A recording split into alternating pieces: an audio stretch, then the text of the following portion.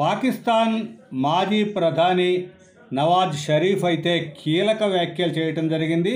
ఇక్కడ అంటే 1999లో జరిగిన లాహోర్ ఒప్పందాన్ని పాకిస్తానే ఆ రోజు ఉల్లంఘించింది.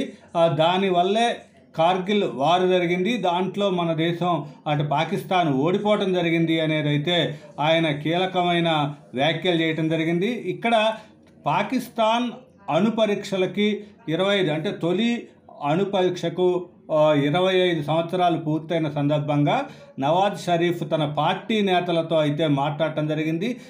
దీన్ని మొత్తం మాట్లాడిన దాన్ని పాకిస్తాన్ ప్రభుత్వ ఛానల్ ప్రసారం చేసింది. అయితే దీంట్లో కీలకమైన వ్యాఖ్యలు అయితే నవాజ్ షరీఫ్ చేయటం జరిగింది. ఇక్కడ 1998 మే 28న పాకిస్తాన్ 5 అణు పరీక్షలను నిర్వహించింది. ఆ తరువాత అంటే అప్పటి భారత ప్రధాని వాజ్పేయి లాహోర్కి వచ్చి ఒప్పందం కుదుర్చుకున్నారు. దాన్నే లాహోర్ డిక్లరేషన్ అంటారు. అయితే ఆ ఒప్పందాన్ని మనమే ఉల్లంఘించాము, అది పాకిస్తాన్ తప్పు అనేది అయితే ఈ నవాజ్ షరీఫ్ చెప్పడం జరిగింది.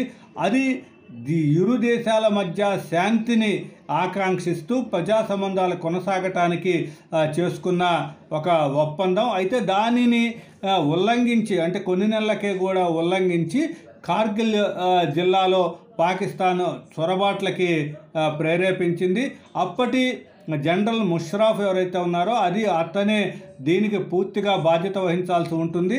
అయితే దానివల్ల పాకిస్తాన్ కార్గిల్ యుద్ధం చేయాల్సి వచ్చింది. పాకిస్తాన్ ఓడిపోవటం జరిగింది అనేది కూడా ఆయన తీవ్రమైన వ్యాఖ్యలు చేయటం జరిగింది. దాంతోపాటుగా పాకిస్తాన్ అణు పరీక్షలను ఆపాలని అమెరికా నుంచి కూడా ఒక ఆఫర్ వచ్చింది.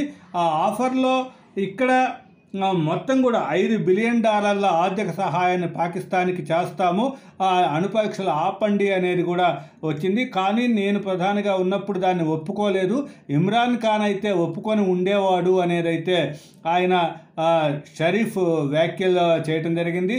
దాంతోపాటుగా పాకిస్తాన్ ఇంటెలిజెన్స్ సంస్థ ఏదైతే ఉందో ISI ఒక కుట్రపూరితంగా తనని నేరాల్లో ఇరికించింది. ఇమ్రాన్ ఖాన్ని మొత్తం కూడా ప్రధాని చేయటానికి ఈ ISI పనిచేసింది అనేది కూడా ప్రత్యేకంగా నవాజ్ షరీఫ్ చెప్పిన మాటలు.